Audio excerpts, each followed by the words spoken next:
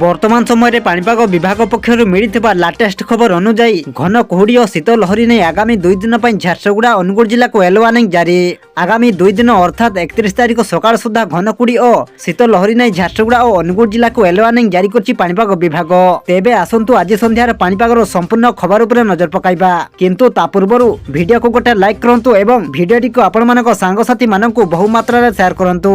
जदि आम चैनल रे आपण प्रथम थर वीडियो देखुछंती ताहले एबे ही चैनल को सब्सक्राइब करी पाखरे थिबा बेल आइकन को प्रेस करी ऑल नोटिफिकेशन ऑन कर रखंतु, जहा द्वारा आगो को पाणीपाग संबंधी लेटेस्ट अपडेट आपण माने सर्वप्रथमे आम चैनल माध्यम रे पाई परिबे।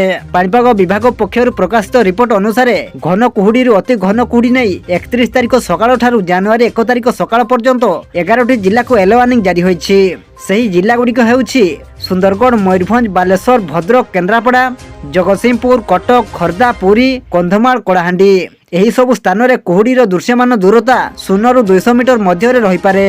सेहीपरि घन कुहुड़ी रु अति घन कुहुड़ी नै 1 तारिख सकाळ ठारू जनवरी 2 तारिख सकाळ पर्यंत 5टी जिला को येलो वार्निंग जारी होईछि। सही जिला गुड़िक होउछि सुंदरगढ़, कंधमाल, केन्द्रापड़ा, जगतसिंहपुर, पुरी। एही सब स्थान रे कुहुड़ीर दृश्यमान दूरता 0 ରୁ 200 मीटर मध्य रे रही पारे।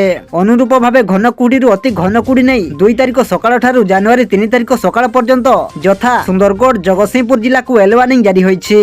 एहार परवर्ती 2 दिन अर्थात 3 तारिख सकाळ ठारू 5 तारिख सकाळ पर्यंत कोनसी चेतावनी नाही। भुवनेश्वर पाणीपाग विज्ञान केन्द्र पक्षरु सोमवार अर्थात आज जारी होइतबा ट्वीट रु एही सूचना मिलिछि।